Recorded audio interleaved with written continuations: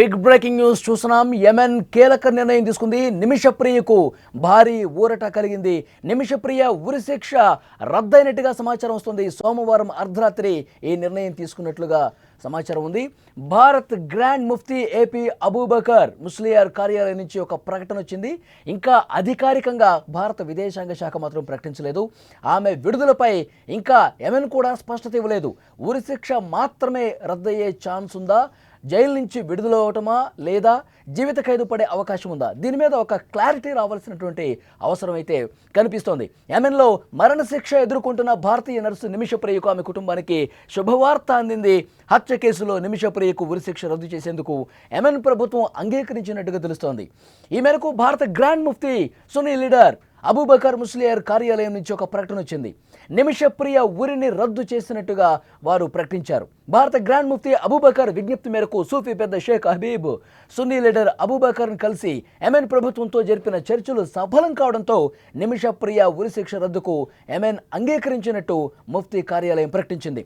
అయితే ఈ ఉరిశిక్ష రద్దుతో నిమిషప్రియను విడుదల చేస్తారా లేక జీవిత ఖైదుగా మార్చుతారా అన్నది ఒక సస్పెన్స్ అయితే కొనసాగుతుంది. దీనిపై మరింత ఇన్ఫర్మేషన్ మనం తెలుసుకుందాం. మా ఎడిటర్ తిరుమల్ ఫోన్ లైన్లో సిద్ధంగా ఉన్నారు. తిరుమల్, ఒక శుభవార్త నిమిషప్రియ కుటుంబానికి వారి తల్లి ఎన్నో రోజులుగా వెయిట్ చేస్తూ ఉంది ఈ శుభవార్త వినడం కోసం. అయితే ఆమె ఉరిశిక్ష రద్దయిందని మాత్రం క్లారిటీ వస్తుంది, కానీ ఇంకా ఆమె జైల్లోనే ఉంటుందా లేదంటే సేఫ్గా బయటకు వచ్చి ఇండియాకి తిరిగి వస్తుందా, ఈ క్లారిటీ రాలేదు. భారత విదేశాంగ శాఖ కూడా ఇంకా ఒక ప్రకటన చేయలేదు. ఏంటి కారణం, ఏం కనిపిస్తుంది తిరుమల్? వలి చాలా స్పష్టంగా ఒక విషయాన్ని ఇక్కడ మొదట భారత రాయబారం కావచ్చు, లేకపోతే ఎవరైతే గ్రాండ్ ముఫ్తీ ఆఫ్ ఇండియా ఉన్నాడో సూఫీ లీడర్ అబూబకర్ ముస్లియార్ కావచ్చు, ఆయన సాధించిన ఒక గొప్ప విజయం ఏంటంటే ప్రస్తుతం నిమిషప్రియకి ప్రాణభిక్షని ఆయన ప్రసాదించగలిగాడు. నిమిషప్రియకి ప్రస్తుతానికి అయితే ఉరి రద్దయినట్టుగా తెలుస్తుంది. అయితే మొదటి నుంచి యెమెన్ ప్రభుత్వం ఈ హత్య కేసులో చాలా సీరియస్ గా ఉంది. తలాల్ ఎవరైతే ఉన్నాడో తలాల్ మెహదీని అత్యంత దారుణంగా చంపారు. ఆ హత్య తీరు చాలా దారుణంగా ఉంది కాబట్టి ఉరికి బదులుగా ఆమెకు జైలు శిక్ష పడే అవకాశాలు కూడా ఉన్నాయనే చర్చ జరిగింది. ఎందుకంటే ఇక్కడ రెండో పాయింట్ కూడా యాడ్ అవుతుంది.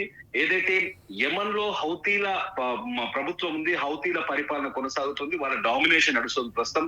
హౌతీలు యెమెన్ ని స్వాధీనంలోకి తీసుకున్న తర్వాత అక్కడ ఉరి శిక్షలు కానీ మరణ శిక్షలు కానీ ఆటవిక శిక్షలన్నింటినీ మేము రద్దు చేస్తామని వాళ్ళు మొదటి నుంచి చెప్తూ వస్తున్నారు.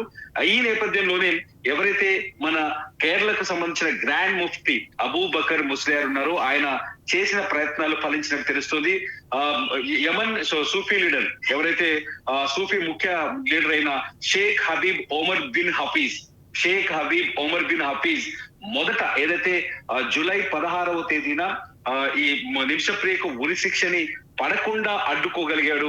వాళ్ళ కుటుంబ సభ్యులని రిక్వెస్ట్ చేయగలిగాడు, వాళ్ళ కుటుంబ సభ్యులని క్షమాభిక్ష కోరగలిగాడు. ఆ తర్వాత వరుసగా ఎవరైతే అబ్దుల్ ఫతా మెహదీ ఉన్నాడు, తలాల్ సోదరుడు, అతను నిమిషప్రియకు ఉరి శిక్ష పడాల్సిందే, మా సోదరుణ్ణి అత్యంత దారుణంగా చంపేసింది ఆయన వాదిస్తూ వచ్చాడు. కానీ ఎవరైతే ఈ ఒమర్ బిన్ హఫీజ్ ఉన్నారో యెమెన్ సూఫీ ముఖ్య లీడర్, అతను అక్కడ ఒక బృందాన్ని, తలాల్ కుటుంబ సభ్యుల దగ్గర ఒక బృందాన్ని ఏర్పాటు చేసి వరుసగా సమీక్షలు నిర్వహించి ఇటు ప్రభుత్వంతో కూడా కొంత ఈ సూఫీ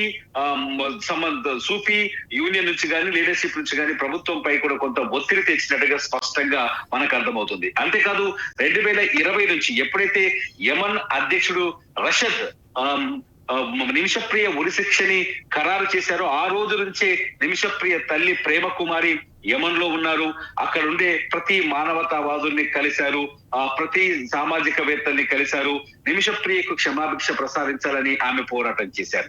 ఎప్పుడైతే నిమిషప్రియకు ఉరి తప్పదు అని తేలిందో అప్పటి నుంచి భారత ప్రభుత్వం కూడా, భారత విదేశాంగ శాఖ కూడా నిమిషప్రియను కాపాడేందుకు శత విధాల ప్రయత్నాలు చేసింది. ఎవరైతే అబూబకర్ ముస్లియార్ ఉన్నారో ఆయనతో కలిసి అక్కడ సూఫీ లీడర్లతో చర్చలకు ఏర్పాటు చేసింది.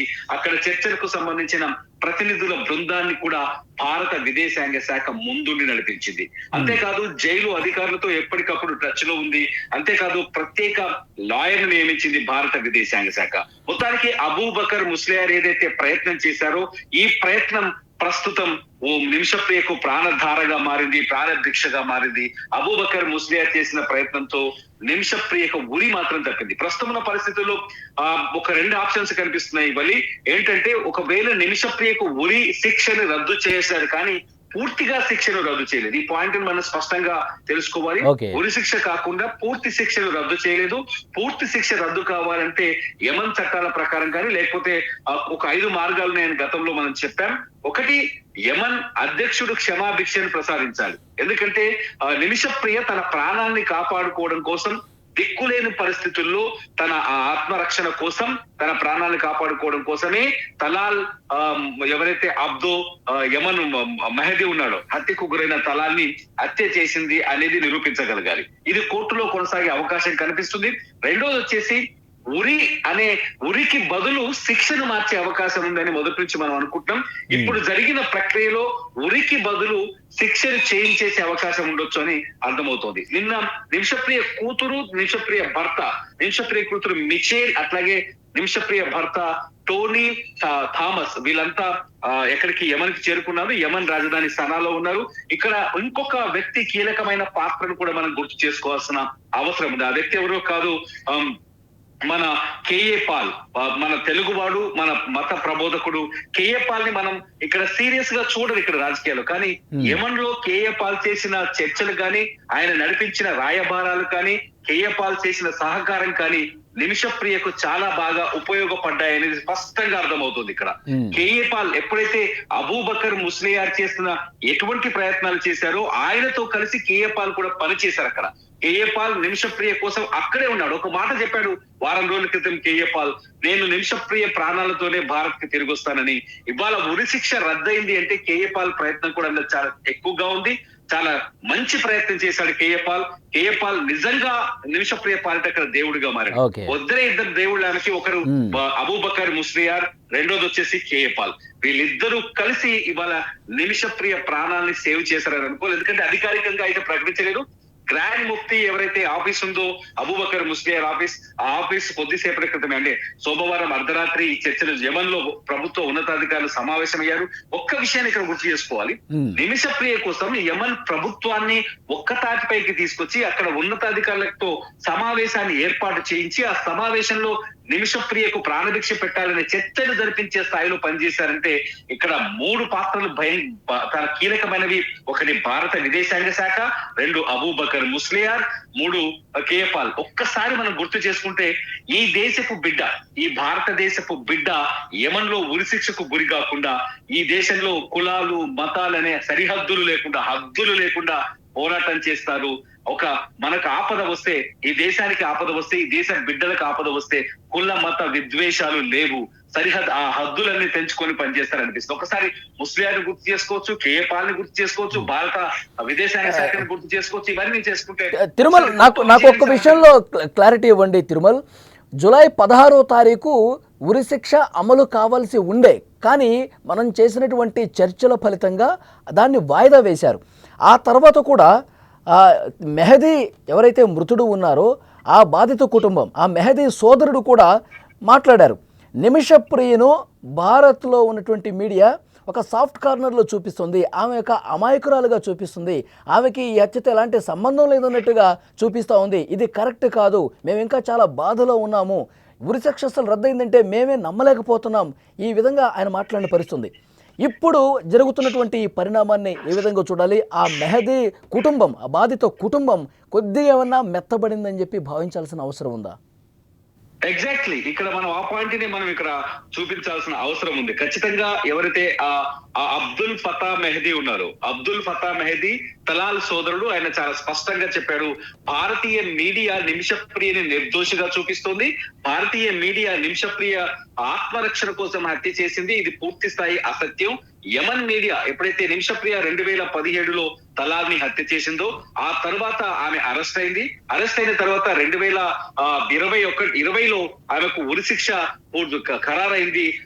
అయితే ఎందుకు నిమిషప్రియ మా కోణంలో, మా కుటుంబం కోణంలో భారతీయ మీడియా ఆలోచించట్లేదని అని ఆయన అబ్దుల్ ఫతా చెప్తున్నాడు. కానీ నిజం ఇక్కడ, ఎందుకంటే ఒక హత్యకు గురైన వ్యక్తి ఎవరైనా సరే అతను విక్టిమ్ అవుతారు.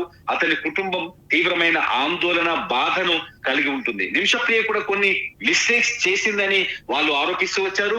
యమన్ మీడియా కూడా నిమిషప్రియని దోషిగా పూర్తి స్థాయి ఉద్దేశపూర్వకమైన హత్య చేసిందని ఆరోపిస్తూ వచ్చారు. కానీ ఇక్కడ ఒక్క పాయింట్ మనం చాలా స్పష్టంగా భారతీయులుగా అర్థం చేసుకోవాల్సిన అవసరం ఉంది. ఏంటంటే నిమిషప్రియ ఆ దేశానికి బతకడానికి వెళ్ళింది తప్ప హత్యలు చేయడానికి వెళ్ళలేదు. సాధారణంగా ఈ పాయింట్ చాలా ఇంపార్టెంట్ పాయింట్. నిమిషప్రియ ఆ దేశానికి వెళ్లి డబ్బు సంపాదించుకోవాలనుకుంది, తను వ్యాపారం చేయాలనుకుంది, బతకాలనుకుంది తప్ప అక్కడికి వెళ్ళి ఆ దేశ పౌరులని కుట్రపూరితంగా హత్య చేయాలన్న ఆలోచన నిమిషప్రియకి ఇది బేసిక్ పాయింట్. అయితే వాళ్ళు ఆటోమేటిక్ గా హత్యకు గురైన విక్టిమ్ ఫ్యామిలీ ఆటోమేటిక్ గా బలమైన ఆరోపణలు చేస్తారు. ఈ హత్యలో కుట్ర ఉందని చెప్తారు.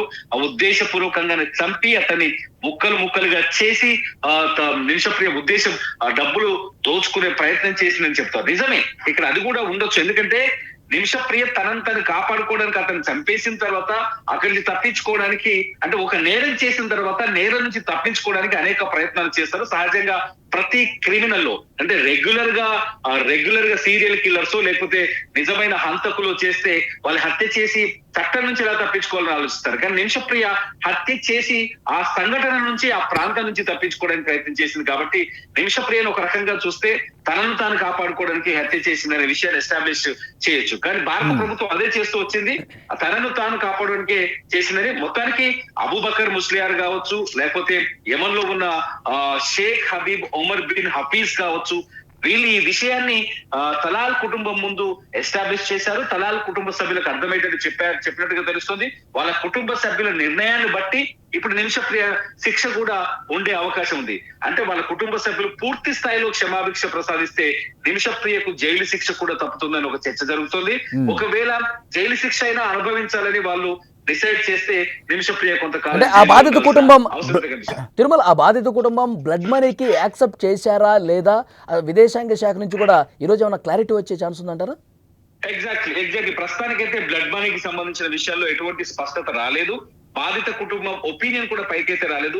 బేసిక్ గా ప్రస్తుతానికి ఒక డెసిషన్ మాత్రమే బయటకు వచ్చినట్టుగా తెలుస్తుంది.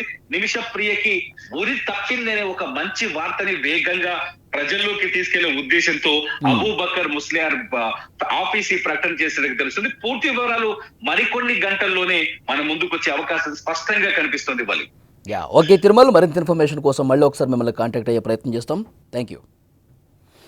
అది యెమెన్లో మరణశిక్ష ఎదుర్కొంటున్న భారతీయ నర్సు నిమిషప్రియకు ఆమె కుటుంబానికి శుభవార్త అందిందని చెప్పాలి. హత్య కేసులో నిమిషప్రియకు ఉరిశిక్ష రద్దు చేసేందుకు యెమెన్ ప్రభుత్వం అంగీకరించింది. ఈ మేరకు భారత గ్రాండ్ ముఫ్తీ సున్నీ లీడర్ అబూబకర్ ముస్లియార్ కార్యాలయం నుంచి స్పష్టమైన ప్రకటన వచ్చింది. నిమిషప్రియ ఉరిని రద్దు చేసినట్టుగా ప్రకటించారు. భారత గ్రాండ్ ముఫ్తీ అబూబకర్ విజ్ఞప్తి మేరకు సూఫీ పెద్ద షేక్ హబీబ్, సున్నీ లీడర్ అబూబకర్ కలిసి యెమెన్ ప్రభుత్వంతో జరిపినటువంటి చర్చలు సఫలం కావడంతో నిమిషప్రియ ఉరిశిక్ష రద్దుకు యెమెన్ అంగీకరించినట్టుగా ముఫ్తీ కార్యాలయం స్పష్టంగా ప్రకటించింది. అయితే ఉరిశిక్ష రద్దుతో నిమిషప్రియను విడుదల చేస్తారా లేక జీవిత ఖైదుగా మార్చుతారన్న విషయంలో కొంత క్లారిటీ రావాల్సినటువంటి అవసరం కనిపిస్తోంది ఈరోజు. ఎందుకంటే గత అర్ధరాత్రే ఈ కీలకమైనటువంటి నిర్ణయం వెలువడిన నేపథ్యంలో ఈరోజు ఎట్టి పరిస్థితుల్లో మరికొద్ది గంటల్లోనే భారత విదేశాంగ శాఖ నుంచి కూడా ఒక అధికారిక ప్రకటన రాబోతోంది. నిమిషప్రియ ఉరిశిక్ష రద్దుకు సంబంధించి ఒక స్పష్టమైన ప్రకటన రాబోతోంది.